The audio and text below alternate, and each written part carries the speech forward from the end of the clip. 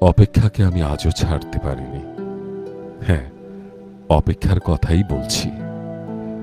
ভালোবাসার রক্তিম ধারালো স্নিগ্ধ ছোঁয়ায় এ হৃদয় থেকে এক এক করে ছেড়ে গেছে সব লোভ, হিংসা, ক্রোধ, অহংকার, স্বার্থপরতা, সবকিছু।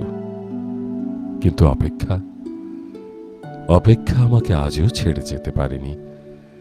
আমি ভালোবাসার জন্য সবকিছু ছেড়েছি, শুধু অপেক্ষা ছাড়া। অপেক্ষাকে আমি আজও হৃদয়ের গহীনতম অংশে অবরুদ্ধ করে বেঁচে আছি। অনেকেই বলে অপেক্ষা হচ্ছে শুদ্ধতম ভালোবাসার প্রকাশ। ভালোবাসতে সবাই পারে, কিন্তু সবাই প্রিয়তমার জন্য অপেক্ষা করতে পারে না। আসলেই কি তাই? জানি না তো, হবে হয়তো। তবে অপেক্ষার কাছে আমি অনেক ঋণী।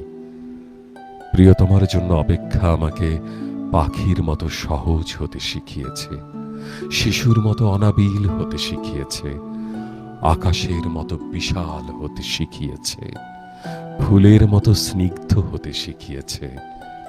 অপেক্ষা আমাকে সাগরের নীল জলরাশির মতো গভীর হতে শিখিয়েছে, প্রকৃতির মতো স্বচ্ছ হতে শিখিয়েছে, সোনালী সন্ধ্যার মায়াবী মৌনতার মতো নিবিড় হতে শিখিয়েছে। শেষ পর্যন্ত অপেক্ষা আমাকে কবিতার মায়াবী অনিন্দ ভুবনের কাছে নিয়ে গেছে। হৃদয়ের মধ্যে প্রতি মুহূর্তে অপেক্ষাকে পুষে রাখা কি কঠিন, অথচ অথচ আমি সেই কাজটিই করে যাচ্ছি প্রতি মুহূর্তে, কি নিদারুণ আনন্দের সাথে।